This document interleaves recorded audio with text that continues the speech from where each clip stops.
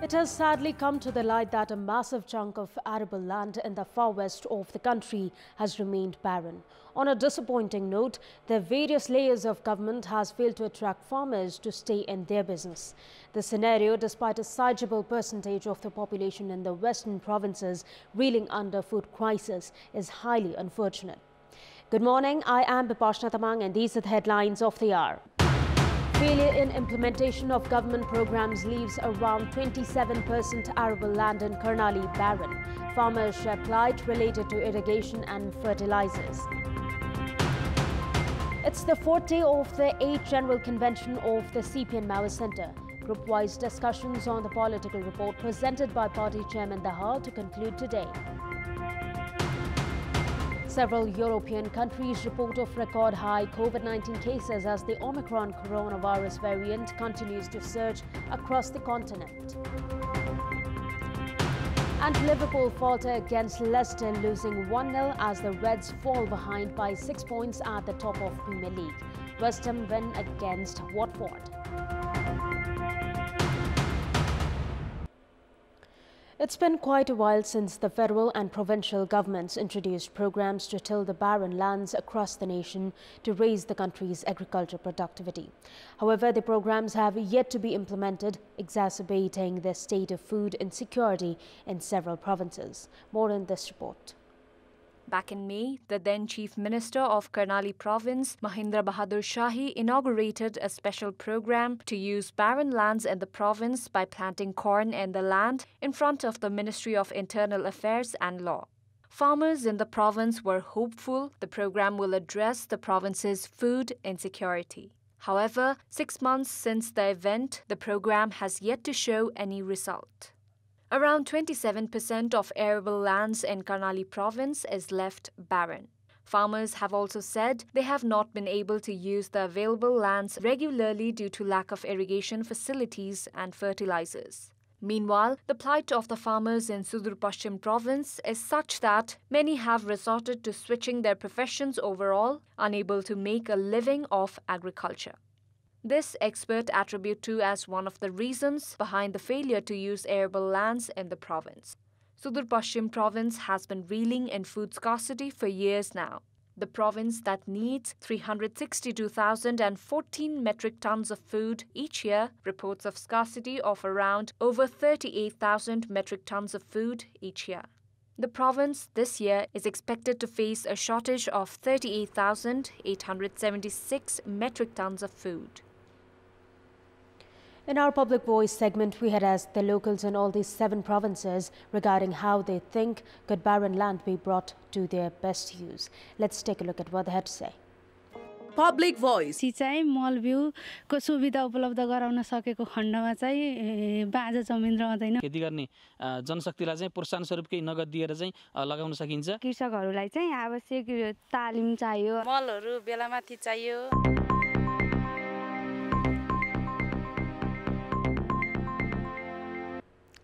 It's the 4th day of the 8th General Convention of the CPN Maoist Centre underway in Kathmandu.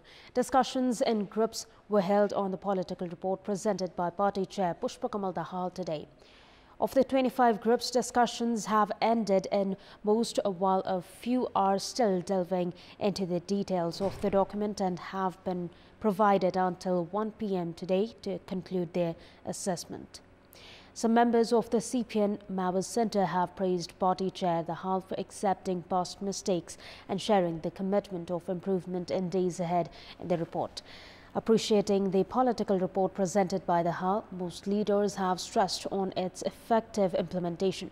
Likewise, some leaders have said that the report appeared against issues of national interest, including the Millennium Challenge Corporation, and suggested for clarity on the same.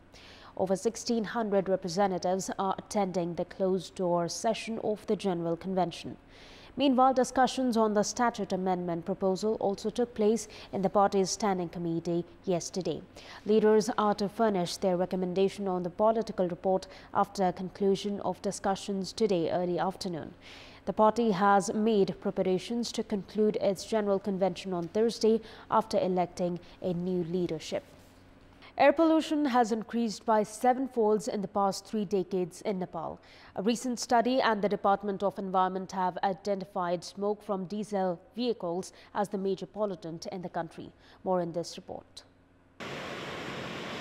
A study conducted over a period of 29 years between 1989 and 2018 has shown that smoke from vehicles is the major cause for air pollution in Nepal. Based on the findings of the study, air pollution has increased 7 folds in Nepal in the 3 decades. Trucks and trippers, among other diesel vehicles such as bus, pickups, minibus and microbus pollute the air. The research has found that the consumption of diesel has increased by 13 times during the study period. Fire from burning waste, industrial waste and forest fires also pollute the air and directly affect the environment. These pollutants cause respiratory illness and diseases including cancer. Air pollution is relatively high during winter season and is the highest in the Kathmandu Valley during less wind. These factors lead to both short-term and long-term health-related impacts on human health.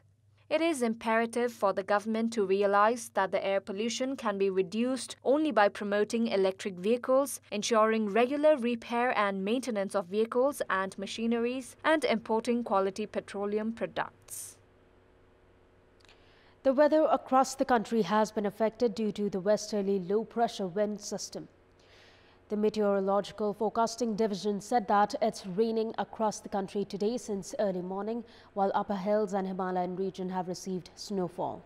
The mercury level is bound to go down in the face of rain and snow, as the division has appealed to the general public, especially mountaineers and trekkers, to keep themselves safe and warm considering the adverse weather condition. The winter rain is likely to continue in some places tomorrow as well. Meanwhile, the dip in mercury and poor visibility has affected the domestic and international flights of the Tribhuvan International Airport from yesterday. Time now for our segment Public Pulse, where you text us with your opinion. Public Pulse. And here's the question: why have the state-owned enterprises failed to make progress? Your options: option A, consequence of political intervention; option B, absence of sound policies and leadership; and option C, inadequate investment. The voting is on. Type any WS, select your option A, B or C and send it to 34001 to share your opinion with us. And time now for the sports news. Sports news. Head coach of the men's national cricket team, Pubudu Dasanayake, has arrived in Nepal. Pubudu reached Nepal earlier yesterday afternoon following his appointment as the head coach of the senior men's national cricket team for the 2nd time. Prior to this, Pubudu had served as the head coach of the men's senior national cricket team from 2011 to 2015. However, Pubudu has said that there have been a lot of changes in the Nepali cricket team, which currently also has the one-day international status. 2011, the team was in the Division 4 when I came first time. Now is a ODI status country and T20 status country.